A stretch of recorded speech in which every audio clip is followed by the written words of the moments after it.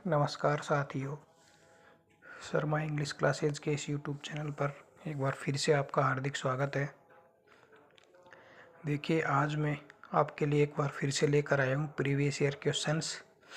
ये एलडीसी का पेपर है। इसमें आपको मैं एक्टिव पैसिव के जो 4-5 क्वेश्चंस आए हुए हैं उनको मैं आज सॉल्व करवाने जा रहा हूँ, तो आप देखिएगा। यहाँ पे 129 नंबर जो क्वेश्चन दे रखा है, choose the correct form of passive transformation of the sentence given. तो देखिए दोस्तों, सेंटेंस दिया हुआ है यहाँ पे, the president gave him a reward.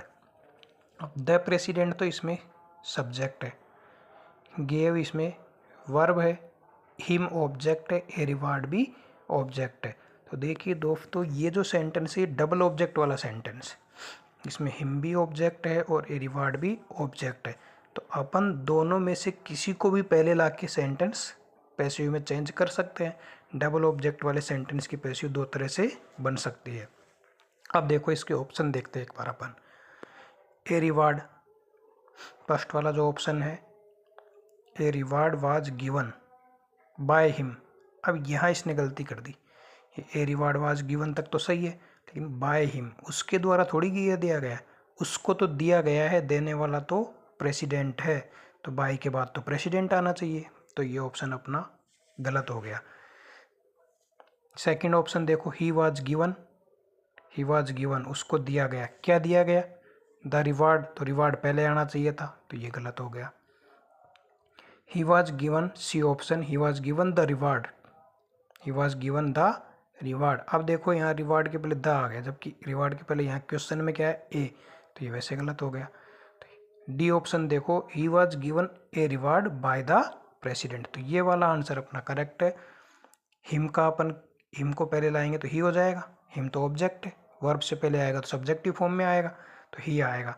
Gave देखो, गेव कौन सी फॉर्म है, गेव V2 है, ये वाला जो गेव है अपना, ये यहाँ पे V2 है, तो V2 किस में चेंज होती है, वाज वर्ब में, ही सिंगुलर है तो वाज आएगा, पैसिव में हमेशा V3 आती है। तो he was given a reward by the president.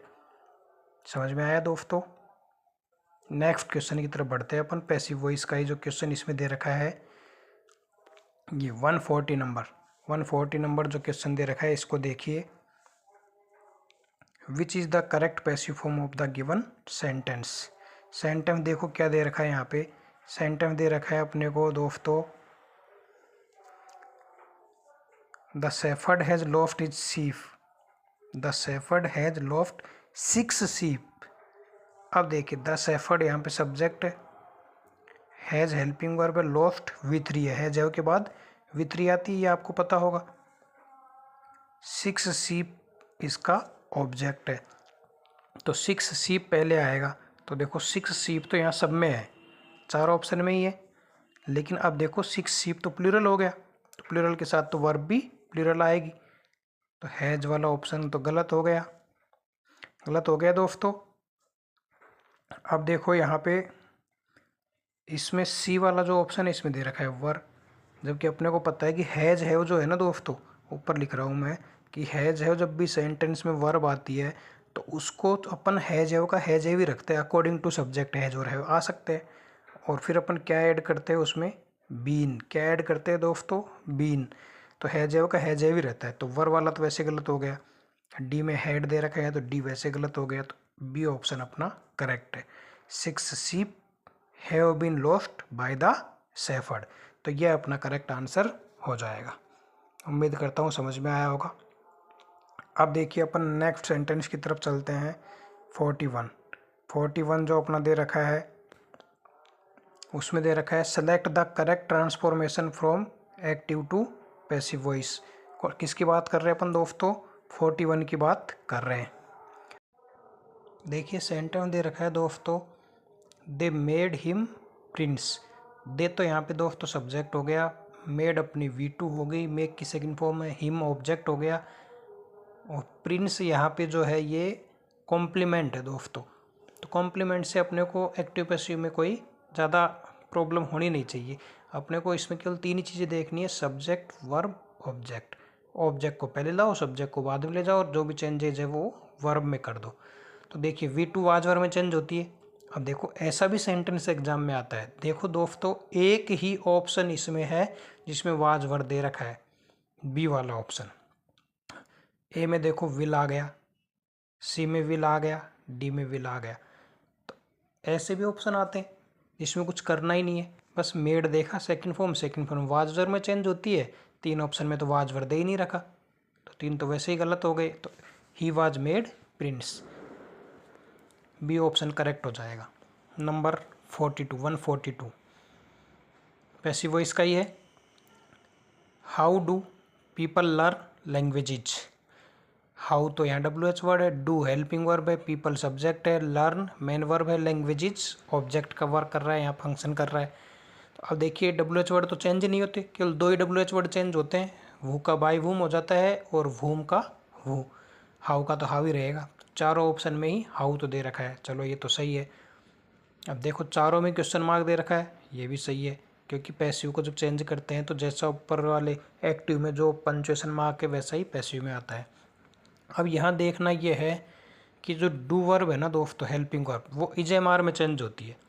Do इजेमार में चेंज होती है, तो इजेमार जिसमें है वो ही करेक्ट हो सकते हैं। तो देखो बी और सी तो वैसे ही आउट हो गए, विल और शुड तो आएंगे ही नहीं। अब बच गए ए और डी। अब देखिए यहाँ ऑब्जेक्ट लैंग्वेजेज है, लैंग्वेजेज तो प्लूरल है, तो प्लूरल के साथ कैसी आएगी वर्ब, प्लूरल आएगी, तो आर आएगा। ये वाला गलत हो गया। How are languages learned, learn की थर्ड फॉर्म है, तो A option is correct answer. Next question देखिए दोस्तों, ही ought to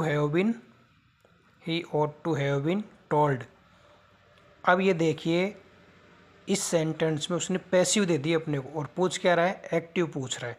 तो पैसिव दे दी, तो देखो बीन दे रखा है। मैंने अभी ये बात की थी अपने से एक सेंटेंस में कि बीन हैज है के साथ पैसिव में बीन लग जाता है। इसका मतलब एक्टिव जो आएगा उसमें भी हैज है आना चाहिए।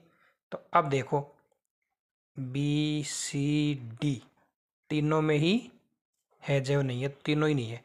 तो आंसर क्या होगा अपना ए वाला, दे ought to have told him, they ought to have told him। क्योंकि इसमें ही को हिम को अपन पहले लाएंगे तो क्या हो जाएगा, ही।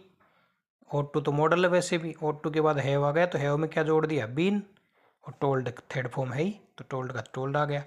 तो इसका ए ऑप्शन करेक्ट हो गया। अब देखो इसमें लास्ट क्वेश्चन और दे रखा है एक, ये 144, इसको भी अपन देख लेते हैं। लेकिन देखिए दोस्तों ये क्वेश्चन है ना, ये डायरेक्ट इनडायरेक्ट का है, लेकिन फिर भी मैं आपको बता देता हूँ। जब क्वेश्चन आ ही गया है तो choose the correct direct speech of the following sentence from the given options. He says that the king will come, he says that the king will come. अब देखिए ये जो सेज है ना दोस्तों, ये असर्टिव टाइप के जो सेंटेंस ना, असर्टिव सेंटेंस होते हैं उनमें आता है ये। तो अब देखिए 4 ऑप्शन जो दे रखे हैं, इसमें देखिए कि इसमें तो ए वाले में तो दैट दे दिया, तो ये तो आएगा ही नहीं, ये तो आएगा ही नहीं। बी ऑप्शन देखो,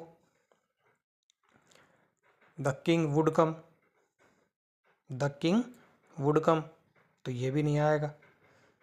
और सी ऑप्शन दे रखा है, he says the king came.